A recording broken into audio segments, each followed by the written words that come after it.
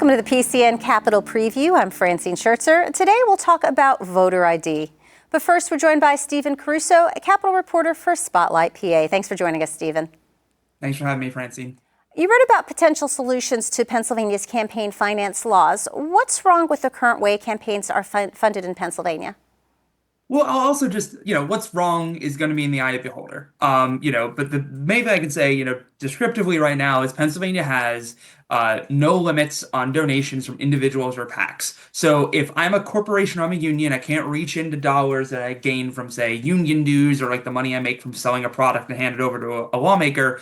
But if I'm an individual, like the CEO of one of those companies, or if I'm a PAC that just collects a lot of money from my members, I can give unlimited checks to people who, run for office. And that's the way it's been for, basically as long as I can tell. I think we never have not had that. Now, what that does is it means that big money can wield influence. And that was some stories that Spotlight PA has been doing. We talked to, a dozen plus lobbyists and other Capitol insiders said campaign checks can eventually lead to access down the line. And that leads to this system where, there's kind of this tight connection between policymaking and campaign financing. It's hard to prove any sort of quid pro quo. I haven't gotten any allegations of anything directly. That is illegal, but this is a system that's developed with our laws as they are. And so with that said, some folks say what they want is to be sure that, that there's more restrictions. When campaign finance limits were upheld in the federal level, the argument was this gives the public a sense that their politicians aren't, just the illusion of this appearance of money in exchange for policy isn't, that can get rid of that. That's the point of restrictions. Senator Jay Costa, minority leader, has offered that before. It hasn't gone anywhere, but there's other solutions too that other folks have bandied about, from public campaign financing to just more transparency laws. And I think the latter in particular, more transparency, is something everybody can get on board with. How do campaign finance laws in other states work to prevent special interests from having undue influence with politicians? So, once again, a lot of this is hard to say exactly how they prevent, because so much of legislating is, it's almost a bit of a black box, like there's a lot of conversations that happen behind closed doors. You're very quick. Stuff isn't always in writing. There's just a lot of, meetings where, you never don't know who met with who. Public legislators' calendars are in public information, for instance, and sometimes meetings are just drop-ins. With all of that said, what you can look at other states is at least there's, I believe, some hope that there's more trust in government. Now, trust in government is quite low at this time, but the idea is this: if you limit the amount of money from, say, a lobbyist or an interest group, then they're not one individual lawmaker isn't relying on them for most of their money when they have to go run for re-election. There is a professor up at the University of Rochester who found also from a study and a survey of legislators all over the country. She tried to basically make an equation that looked at how much money campaign dollars matter, and she found that it was also in states that had part-time legislatures, states with term limits, or not part-time per se, but just lower paid, where basically the value of holding office wasn't as great, so that you don't need to fundraise as much because you're not as worried about losing office. Other states, too, have done public campaign financing, where lawmakers run with tax dollars, more or less, are given to them once they've proven that they can raise money from their local constituents. And that means they don't have to raise money at all from private sources. And lawmakers in those states have told me they feel pretty good when they're able to run without having to solicit checks from everybody. You note that Pennsylvania is one of just 11 states that doesn't limit campaign contributions. How much money on average goes into, say, a statewide race in Pennsylvania? I mean, a statewide race, well, inflation's everywhere, and that includes in politics. On average, I can't pull the number off the top of my head. I mean, I guess I would say some of the effective, seems like a winning candidate was typically raising for governor 25, 30 million or so, but that number's just been going up. Governor Shapiro, I think, raised somewhere in the neighborhood of 50 to 60 million in 2022. And that set a record overall spending on that race once you start adding in outside sources, which are a whole other barrel of fish. But, that I think that sometimes gets close to 100 million when you add it all up. So the price of race is just going up and up and up, and more surprising people. We had multiple multi-million-dollar state legislative races in 2024. And that trend has existed for as long as I've been covering the Capitol, and I don't expect it to slow down. You're right that some states ban fundraisers on session days. Is that just a matter of perception, or would that policy actually change anything? I think there is an argument. I think a lot of this is about perception. I think that starts a whole other conversation that would take up too much time for this segment. But when it comes to that, the argument there is that you have this whole lobbying community in Harrisburg who now, as I mentioned, there's this connection implicitly kind of between the idea of you go to a part of the process of influencing lawmakers or getting to know lawmakers at bare minimum is you go to their fundraisers, which happen on session days, and then they go back into the building. So again, there's this appearance. There's just this strong appearance of like, what are folks' interests? And we can't view into anyone's mind, and that's the hard part I think about almost everything we do in the world. But I think just the gnawing sense of like, well, what is this really about? And the doubt that this incurs from the public and from people inside the building who I've talked to is what makes this such a difficult issue. If banning session day fundraisers, it could be part of the solution, but I have a feeling that alone is not the only solution.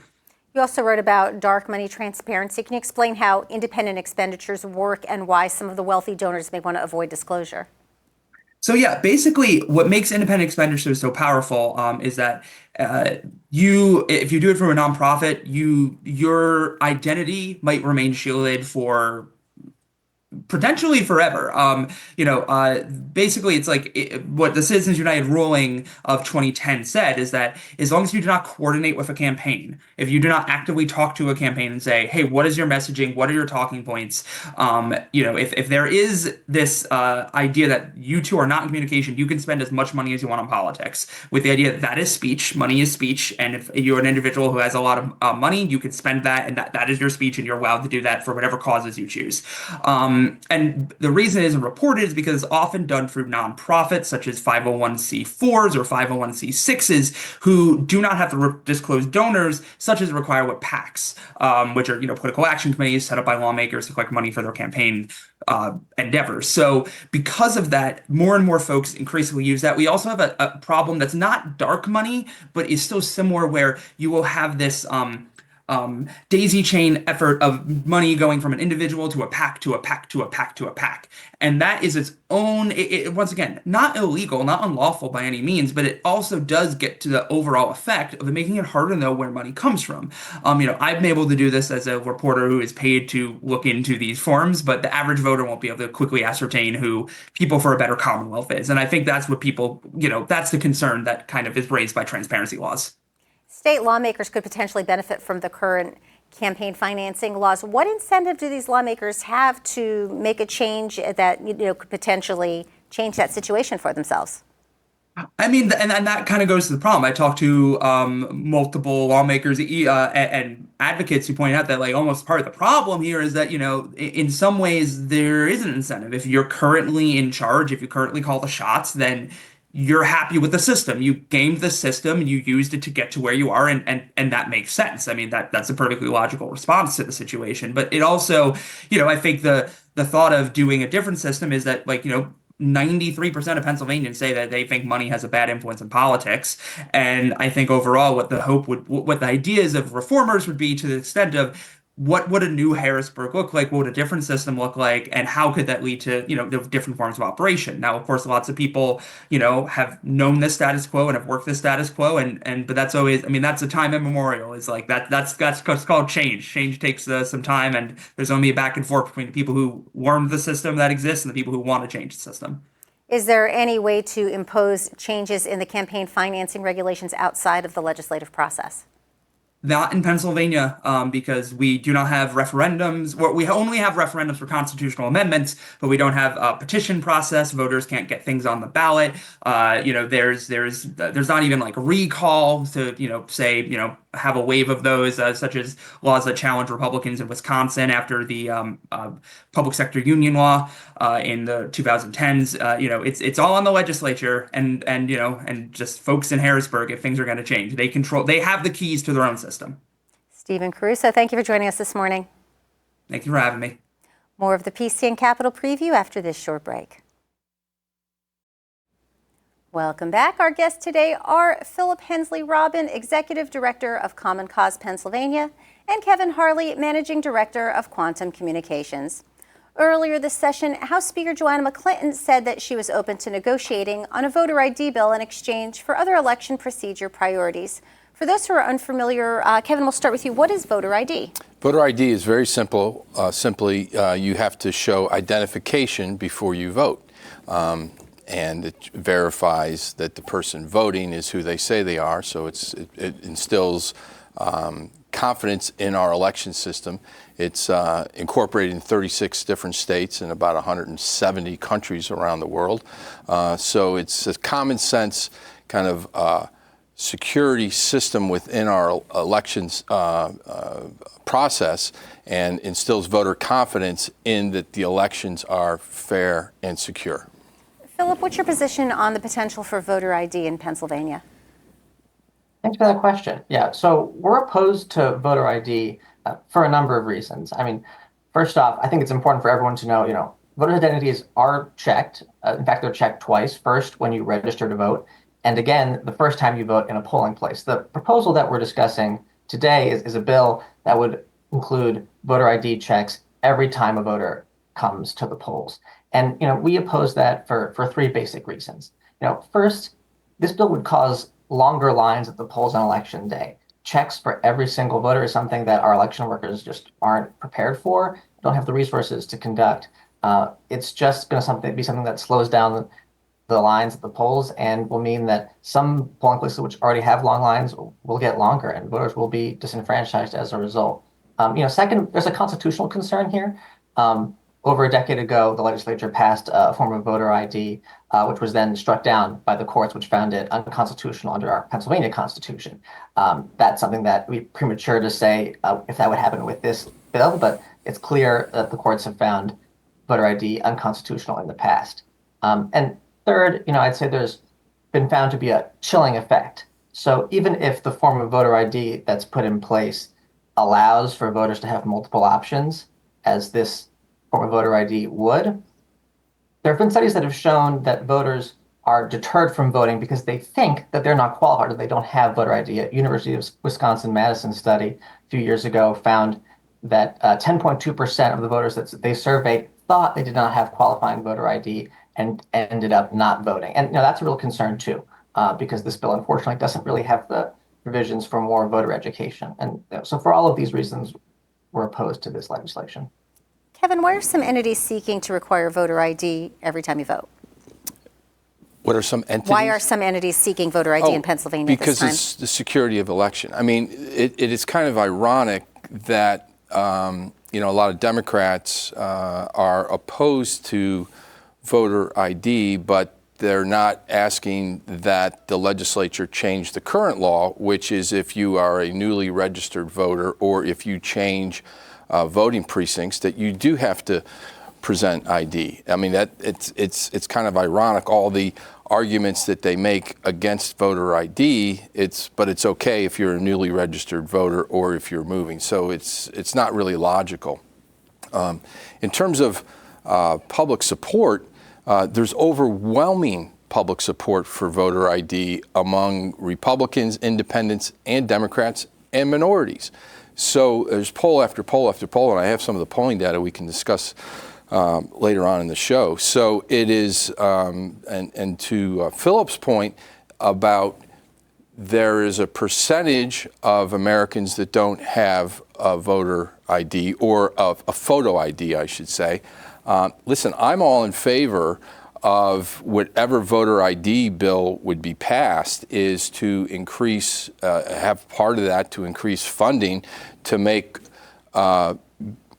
accessibility to getting a government ID. It doesn't have to be a driver's license if you don't drive, part of that so that people have identification. And in fact, in Pennsylvania now, the law states that for a newly registered voter or if you're moving your precinct, if you don't have a photo ID, you can use a utility bill, a bank statement, a paycheck. So we have those other forms, which is pretty much everybody has something like that. And by the way, in other states, if you don't have, and even in Pennsylvania, if you don't, a first-time voter, if you don't have your ID, you can still vote. You just are casting a provisional ballot, and you can come back and show that that is who you are. So there's a confidence in elections to make sure that the person who is voting is who they say they are. And by the way, we need photo ID for almost everything to operate in our society today. So to say that it's going to be longer lines or an inconvenience for the voters or the election workers, I mean, it literally takes 2 seconds to hand your ID. You have to sign your name now, so you would just be handing your identification card to the poll worker and move right on and vote. I don't really think it will create longer lines or a burden on poll workers. Philip, would you care to respond? Sure. Well, there's a number of points there. I'll take the last one first. I think this past election in 2024, Common Cause worked with our partners to run a nonpartisan election protection program. We worked to help voters all over the state. And, we saw, for example, at Lehigh University polling place, voters were waiting 6 hours in line, student voters, to vote. And it may seem like it'll be a quick check, but, having been a poll worker in the past, sometimes someone doesn't have a qualifying ID, and then they have to find a secondary ID. And then if they don't have that, you have to go through other options that they might have at the polling place. It does slow down lines. And if you're talking about a 6-hour line, a 7-hour line, 8-hour line, that's a real concern. Kevin mentions the ability to provide free photo IDs for folks. We would support that. Unfortunately, the legislation that we're talking about now, House Bill 771, doesn't currently have provisions to provide that free photo ID for folks. So that would be the kind of thing that we would like to see to improve the bill, because it doesn't actually cover all of those situations. And when it comes to the question of, is something popular? Does a poll question sort of in isolation, if you ask folks about voter ID, do they answer yes? Sure. One question doesn't actually provide the context that voters need to know when answering that question, which is this actually a problem? Do we have a problem with in-person impersonation voter fraud? And the answer is no. There is no evidence that this is actually an issue. And the checks that we already have in place, the first-time check for voters, adequately addresses it, right? So we've had literally 3 instances in 42 years in Pennsylvania, over millions and millions of votes cast, thousands and thousands of elections. Those individuals were caught and prosecuted because the checks that we have in place now are sufficient to deter voters from doing this in-person fraud. Election security is a serious issue. Voters understandably do have concerns. So let's not go chasing after this phantom threat of voter fraud impersonation, and let's actually address some of the real issues that are election security issues. Common Cause has supported, for example, things like risk limiting audits. We've also in the past supported things to improve our voting machines, to ensure a voter verified paper trail. There are lots of real election security concerns, and it's precisely because we take election security so seriously that we think that this bill misses the mark. Kevin, I want to give you a chance to talk about election security as well, because you mentioned security was one of the reasons why people favor voter ID. Have you seen, is there evidence of voter fraud, misrepresentation, impersonation, and if so, to what extent? Well, there is. Voter fraud kind of can take on many different forms. And I would agree with Philip and join with him on a lot of the election security issues, because I think election security, having fair, honest, secure elections is the bedrock of our republic and our democracy. I think that is, if people doubt the security or if they think there's voter fraud, it just goes throughout our entire system, and you'll have less people coming out to vote because they think their vote doesn't matter or somebody else is cheating. So I'm all for the federal government increasing their funding to the states to provide election security, whether that's cybersecurity, making sure that the voter rolls are secure, and hiring more poll workers, particularly what we have now with Act 77, with more equipment, and that the counties need to pay for. So I'm with Philip on that. In terms of whether or not you can identify that somebody has fraudulently voted, it is difficult, because right now it's hard to track that. He said there's only been a couple cases. That may be true that we have been able to prove.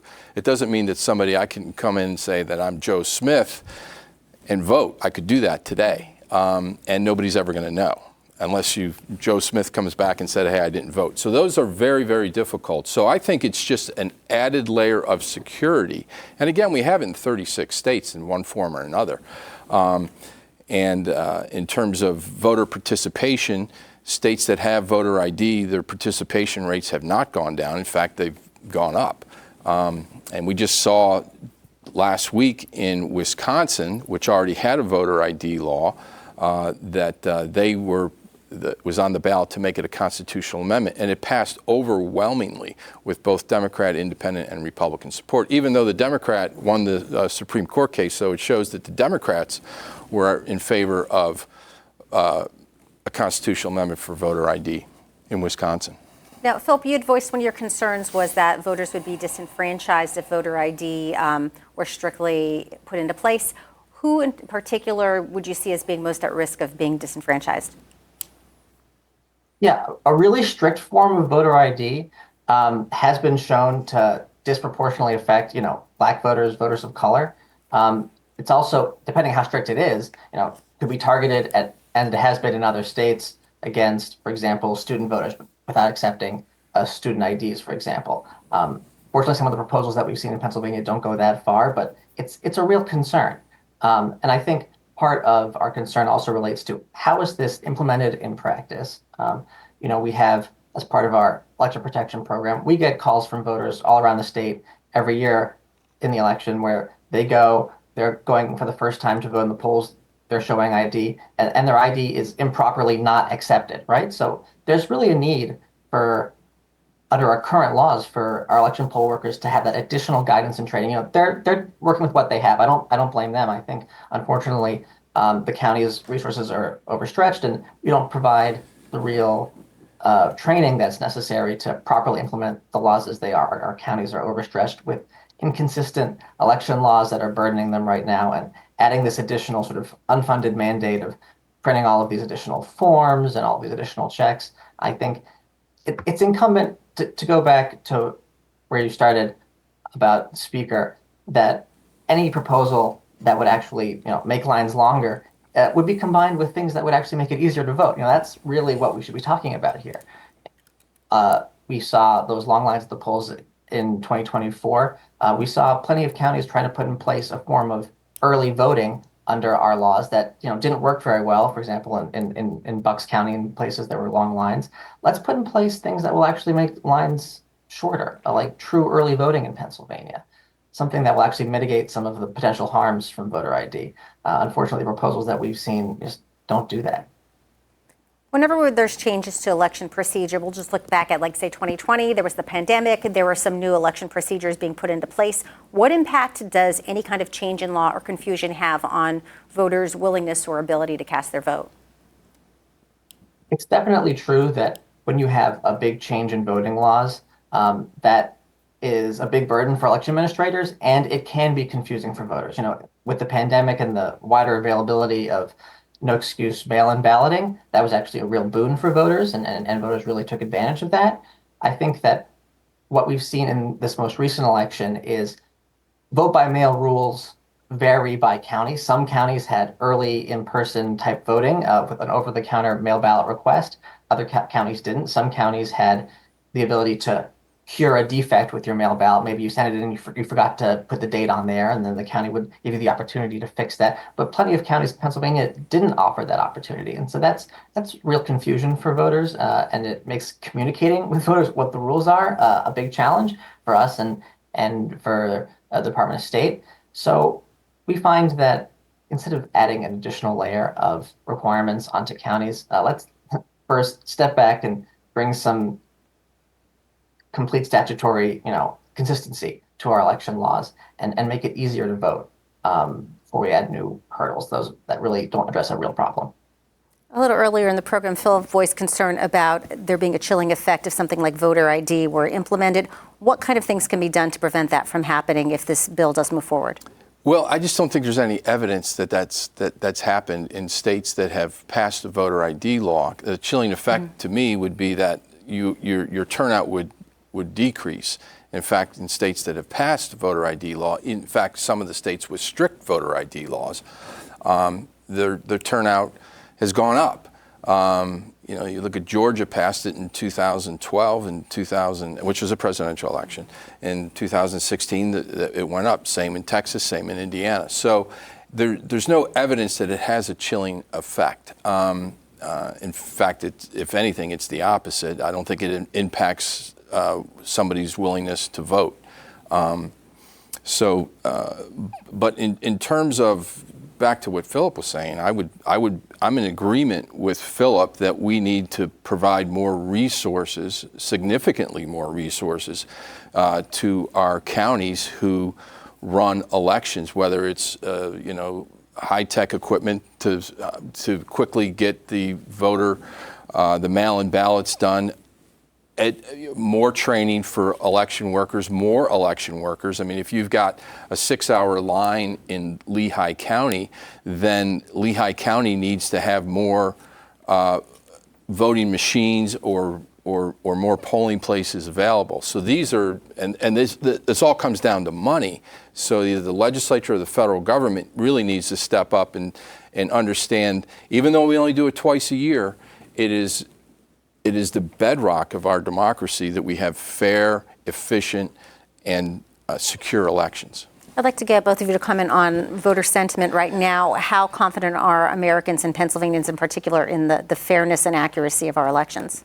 That's always if it's a close election, sometimes the opposing party will say, or the losing candidate may say it wasn't fair, but it's we just had the election in Lancaster, which was a close one. I think 484 votes, and in that one, Josh Parson, the county commissioner, that was within recount territory, but he kind of looked at the numbers, and he obviously knows, as the chairman of the county commissioner, how efficient and safe and secure the election process in Lancaster is. So, I mean, he hasn't conceded. He hasn't questioned the outcome of the election. He conceded the race. So I think it varies. Speaking of potential election fraud, and back to Lancaster County, Philip may be aware of this. There was, this is currently being investigated by the Attorney General's office. Now, this is in the beginning of the process. There was alleged voter registration fraud, about 450 allegedly fraudulent registrations came into Lancaster County the day before, and also in York County, Cambria, and I think Monroe County, and that may be part of an organized effort. So if you can fraudulently register somebody to vote, or they are a phantom person, and then you go to vote in that person's place, and there's no photo ID requirement, then that's a fraudulent vote, and nobody may ever know about it. Philip, I'll give you an opportunity to comment as well on voter sentiment on the security and accuracy of our elections at this time. Yeah, and I'd love to respond to some of what Kevin said, and I'm glad we agree on some things, notably on funding for elections and election security. On that last point, though, in Lancaster and York, those registrations were caught. They, in fact, were not processed. There was no name placed on the poll books ultimately, and that's a sign of the system working, right? So we shouldn't take a headline of some fraudulent forms submitted by some group where some poorly paid worker maybe rushes through the form as a sign that the system isn't working. It's exactly the fact that those were caught and not processed that should give us confidence in the system that our elections are run on. And to the broader question of voter confidence, I think some of the polling that we saw last year showed that voters in Pennsylvania are most confident in how elections are run at their local level, at the county level, right? 78% of voters had confidence in how their county runs the election. And I think it's an opportunity for us to reiterate that, fortunately, in my view, that's how elections are run in this state and in this country. Elections are run by, bipartisan teams of poll workers, our friends and neighbors at the local polling place. And then they're processed at the county level with bipartisan boards of elections. And at the end of the day, we have 2 different post-election audits that are run at the state level to make sure that the election results are accurate. And that's not just as an article of faith, that's how we can know that we can have confidence in the election results. Both parties are involved. They have observers throughout the entire process. when it comes to this question of how do we increase voter confidence in our elections, I think it's about telling the truth about our elections, letting voters know that these protections are in place and that they work. That's the ultimate bedrock to make sure that voters have that confidence. And when politicians lose an election or think they're going to lose an election and they spread lies about our election, we have to call that out. We're going to continue our discussion in just a moment, but first let's give our guests a brief break while we look at what's coming up on PCN. Tomorrow on the PCN Capitol Preview, our guest will be Pennsylvania's Agriculture Secretary Russell Redding. He'll talk about President Trump's new tariffs and how they could affect farmers, the latest on the avian flu, new farming technology, and more. That's Tuesday live at 9 a.m. On the Issues Wednesday has Senator Gene Yaw on a proposal that could tax and regulate skills games in Pennsylvania. He'll be here Wednesday at 7 p.m. Also on the Issues this week, Joe Arthur, CEO of the Central PA Food Bank, talks about federal funding cuts. That's Wednesday night at 7:30. Food Truckin' is a limited series here on PCN. Check out the Flying Dutchman's mobile eatery that serves up German food, Wednesday at 8 o'clock. And then after that, Keystone Cuisine visits the Caputo Brothers Creamery in Spring Grove, Wednesday night at 8:20. Journalist Roundtable this week features Kate Wangpu, government reporter with Spotlight PA, Abigail Hakis, reporter for Next Generation Newsroom, and Tom Reese, Harrisburg reporter with WESA, Thursday at 7 o'clock. We'll revisit this year's annual State Farm Show on Sunday starting at 9 a.m. We'll have a menu of various dishes they prepared and served up. For details, go to our website, pcntv.com. And a reminder that the public affairs coverage you watch on PCN TV is now free online. Go to pcntv.com and check out our streaming service, PCN Select. PCN is Everything Pennsylvania. We're a 501c3 nonprofit television network that relies on viewers like you. To make a donation, visit pcntv.com. Let's get back into our discussion now regarding voter ID. One of the latest pieces of legislation that's been offered in the State House by Representatives Tom Mahaffey, Frank Burns, and Casey Tomlinson announced that it includes a provision that would allow individuals to sign an attestation form if they can't produce identification. Philip, what are your thoughts on the option of signing this form if they don't have voter ID? So the attestation form is a good thing insofar as it would provide an additional option for voters who don't have that ID. As we talked about earlier, the bill doesn't provide, for example, for free IDs. So the attestation form helps with that. Unfortunately, I think that the bill, even though it does have that form, doesn't necessarily really provide all of the extra resources that we've been talking about this morning, and provide the resources in terms of voter education and training for poll workers. We're just talking a little bit about, is there a chilling effect from voter ID? And when you look at the fact that voter turnout has gone up, it's gone up across the country in recent years with some highly contested elections. It's gone up in particular, for example, in swing states like Wisconsin or Pennsylvania. But that study I mentioned earlier from the University of Wisconsin-Madison, DiCrescenzo and Mayer, found that there was a chilling effect. 10.2% of the non-voting registrants that they surveyed were deterred from voting by the ID law. So what would be important would be voters have to know that affidavit form is there for it to actually help. If voters don't know that that's an option for them, then they might just not go and show up on Election Day. Kevin, what are your thoughts on this particular proposal sponsored by Representative Mahaffey, and in particular the option of an attestation form? Yeah, I'm actually okay with that. I think going back to what Philip had said earlier, I think if we pass voter ID, I do think you have to educate voters to make sure you bring voter ID. Now, I think for the vast majority of voters, it's not going to be an issue because we use our ID every day just to participate in society, whether it's opening a bank account, flying on a plane, getting a job, renting an apartment. I mean, you have to have getting government aid services. You've got to have a government ID in order to get Medicaid or other government services. So people have IDs and they're used to using them. And then to say, can I see your ID before you vote? Certainly not a problem. And we do it for first-time voters. So I just think, listen, I'm for increasing the amount of people that vote and making it easy. I mean, maybe if you did that the first time and you come back next year to vote, you're going to say, I better make sure I bring my ID. It's not,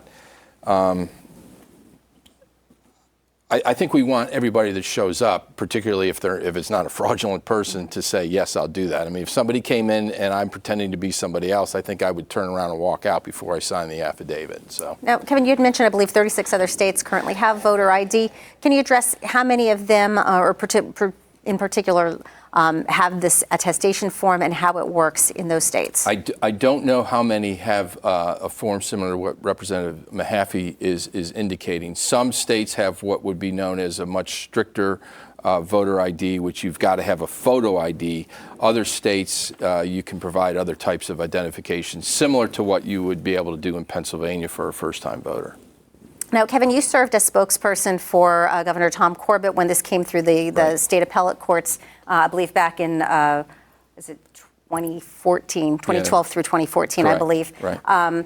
When that provision was going through, I just want to read a brief quote about the decision from the Philadelphia Inquirer at that time. Quote, in his 103-page ruling, Commonwealth Court Judge Bernard L. McGinley concluded that the 2012 law placed an unreasonable burden on the fundamental right to vote and created an insurmountable obstacles for the hundreds and thousands of people, many of them elderly and disabled, end quote.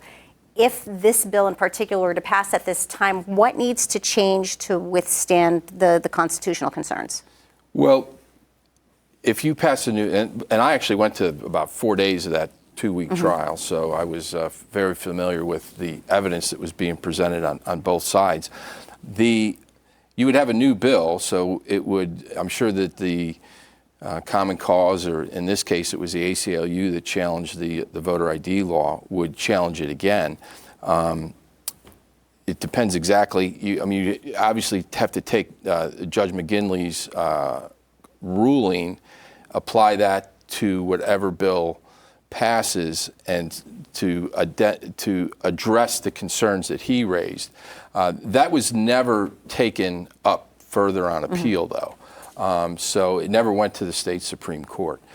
So this may, if it gets challenged and overturned, it may go to the Supreme Court. And the other thing is you now have a lot more states with voter ID laws that have passed since 2012 when we did it in Pennsylvania. So the court or courts would be able to look at other states as well. And one of the issues that came up with Judge McGinley when he wrote this opinion, and this goes back to what I was talking about with Philip earlier, I do think that as part of any voter ID legislation that passed, is McGinley was concerned about that small percentage of people that may not have access to a photo ID, is that we have to make that available to people. And it is available today, but maybe more resources available to alleviate that concern of a judge or a potential voter. Phil, could you address constitutionality concerns as well? Absolutely, yes. So I think Kevin knows more about the litigation, I think, probably than I do, because he was there at the time. But the Judge McGinley in the decision and in all the appellate decisions around this, I think what was really critical was both the ID and I think the question of the fact that our state constitution does provide a fundamental right to vote. It's easy to say, oh well, we show ID in the course of purchasing things or other parts of our daily lives. Voting is different. You have a right to vote. You don't necessarily have a right to do those other things. And that's why the courts have looked very, very carefully and very closely at anything that would potentially burden the right to vote. So I think it's something that, kind of premature to say for sure. But I think any form of voter ID that was passed that didn't have what both Kevin and I think should be in there, which is more resources for free photo ID, that would raise some constitutional questions. And just in general, the as applied or as implemented question, if this form of voter ID were to be enacted, what does it do in practice? And has the state done everything it can to mitigate the chance that someone would be prevented from voting through no fault of their own? Now, Philip, when I started at the beginning of the program, I'd mentioned House Speaker Joanna McClinton said that she would be willing to consider this in exchange for other election procedure changes. Can you talk a little bit about some of the other changes that particularly the Democratic caucuses are seeking? Sure. There are a number of provisions that, we've heard being discussed, some of which, Common Cause or nonpartisan we also support. Early voting, true early voting is one. Voters in many states have gotten used to the idea that they can come and vote at a voting center before election day, either in the 1 or 2 or 3 weeks prior. That's a proposal that's being considered. Same-day voter registration is something that's been considered and is in place in a number of states, such that voters who missed that voter application deadline could come, apply, and vote a provisional ballot on election day. That's a secure method that actually expands the franchise. And there are also some voting rules, voting provisions that have been discussed. I mentioned a little bit earlier about the inconsistent rules that apply to counties right now with respect to mail ballots. So bringing some consistency to those rules, I think, would be greatly appreciated by counties, letting them, for example, pre-canvass their mail-in ballots and process those before election day, something that they've been asking for a while. And I think it's really incumbent on us to listen to the election workers who are on the front lines here, dealing with all of these issues, and provide some fixes to the election rules that they're working with, as well as making our elections both more secure and more accessible. Has Governor Shapiro commented on whether he'd be willing to sign a voter ID bill?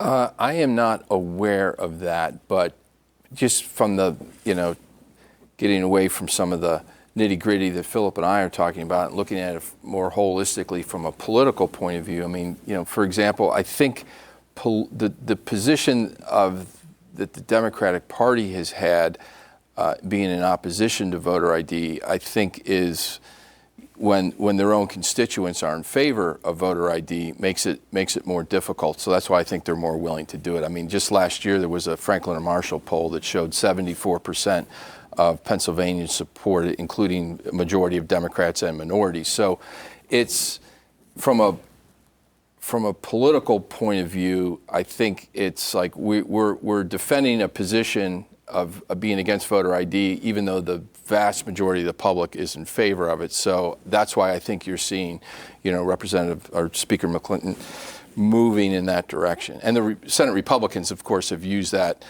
wanting voter ID over the last session and this session. So it becomes part of a negotiation, as she said. Now, among the changes that Philip had identified a moment ago, one of them was correcting some of the disparities from county to county regarding mail-in voting. Why is it inconsistent from county to county at this time? Because there is not a clear, there's not clear direction from the courts on that.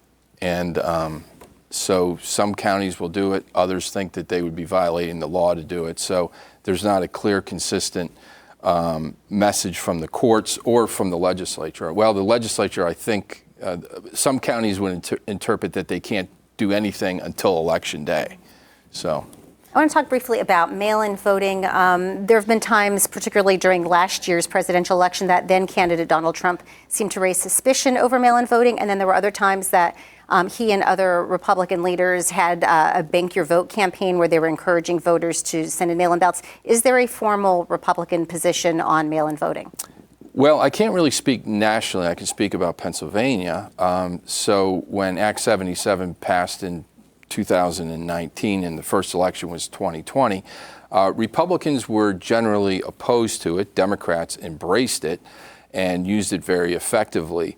And I think we saw the results of that, meaning the Republicans, and said, we're playing catch up on this. So the Republicans have invested, significantly in convincing Republicans that it is okay, it's a safe, secure way to cast your ballot, to participate in mail-in ballots. So I think, over time, you'll see Republican Party and Republican voters embracing it more and more.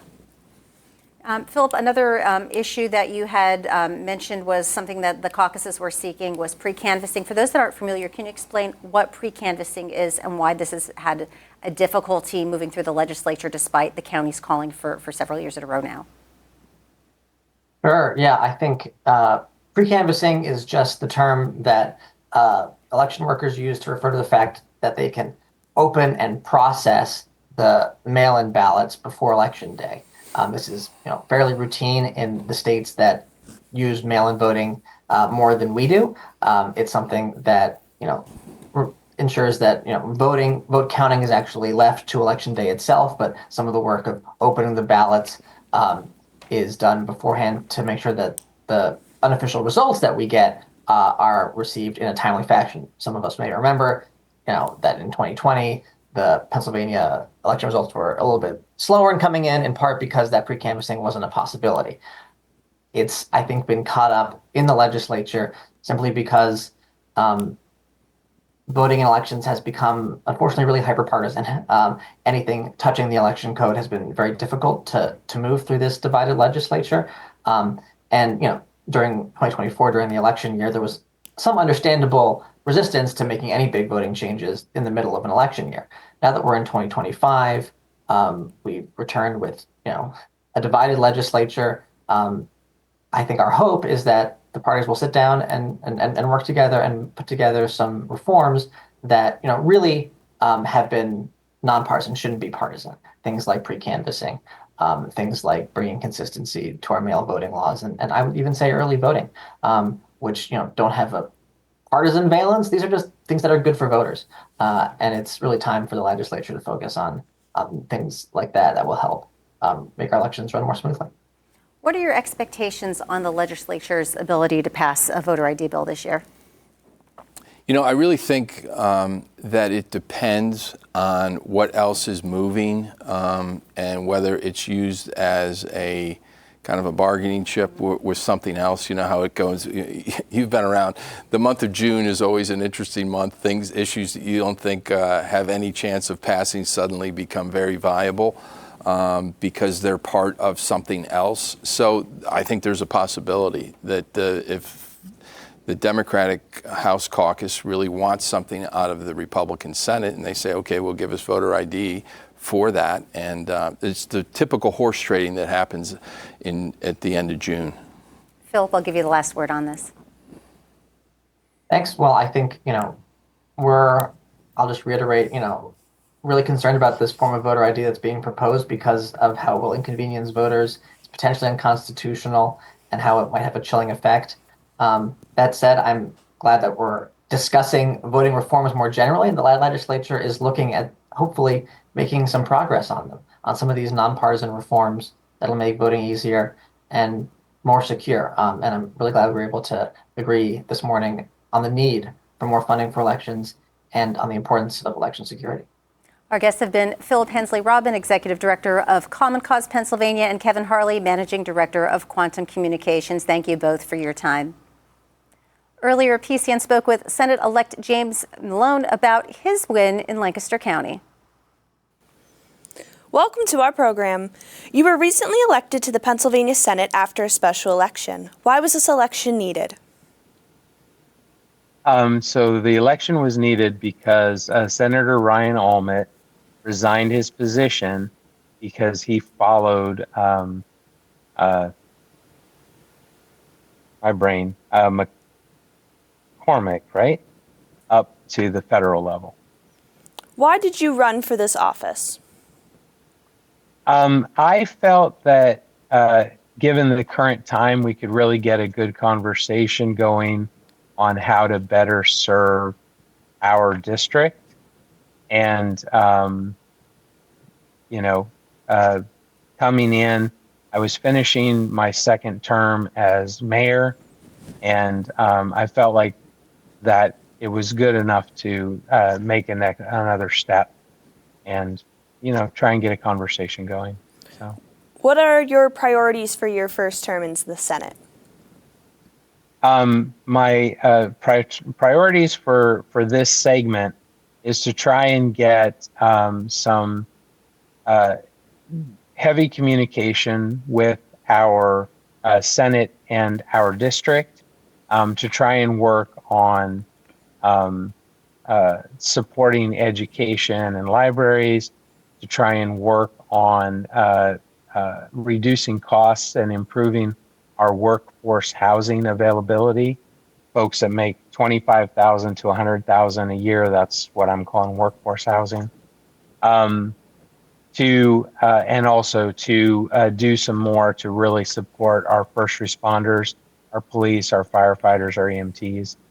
That's kind of my current, first goal from like May to May. That's what I ran on and talked about. And I want to prove to everybody, because we have this special election, because we have a 2026 run, that their investment in me during this special election was valid and worthwhile, and hopefully that'll carry over into 2026. You mentioned previously serving as mayor of East Petersburg in Lancaster County. What drew you to public service initially? So honestly, it would be my maternal grandmother. I grew up sitting on her lap, listening to our representatives, Al Smith and Richard Cheney, speaking at the Irma Hotel in Wyoming. And I was always given the opportunity to understand how important we as citizens are to our government. And so everywhere I've been, I go to the local public meetings, hear what's happening, get involved wherever I can.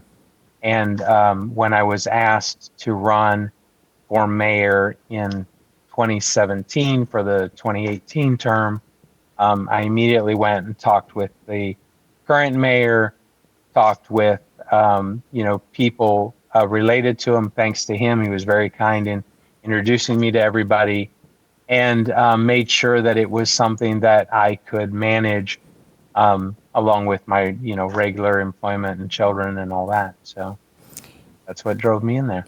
You mentioned being a kid in Wyoming. What brought you to Pennsylvania and Lancaster County? Literally just followed the track of education and work. So it led me roundabout through Tennessee and up into Maryland. And then when I was looking at starting a family, finding what I considered decent housing and a good money for my dollar in regards to housing, I got really good advice from somebody to look up north at a little place called York, and came up and fell in love, and have been learning and growing and existing in Pennsylvania ever since. You are the first Democrat since 1889 to represent Lancaster County's District 36 in the state Senate. What do you think caused this switch? Well, there were a lot of factors. The chaos that's going on in the Washington level is just one aspect. There were a lot of people in our community, in our district, that felt that they weren't being listened to at the state level. So they chose to support me kind of as a protest vote. And I hope to prove to them that, it was a good vote and get them back in 26. There were also a lot of people that I knew on a one-on-one basis. And so I had that factor in as well. And then I just, it's my norm to talk to people, to listen to them and hear what they're doing. So I took that on as, a normal part of running a campaign. And that won me a lot of votes as well. And then I had a lot of people that just really wanted to get involved and to, have kind of a positive legal outlet for their frustration. So that also helped. Senator-elect James Malone, thank you for your time. Thank you. That concludes today's show. The PCN Capitol Preview returns tomorrow to talk with the state's Secretary of Agriculture, Russell Redding. That's tomorrow live at 9 a.m. I'm Francine Schertzer. Thank you for watching.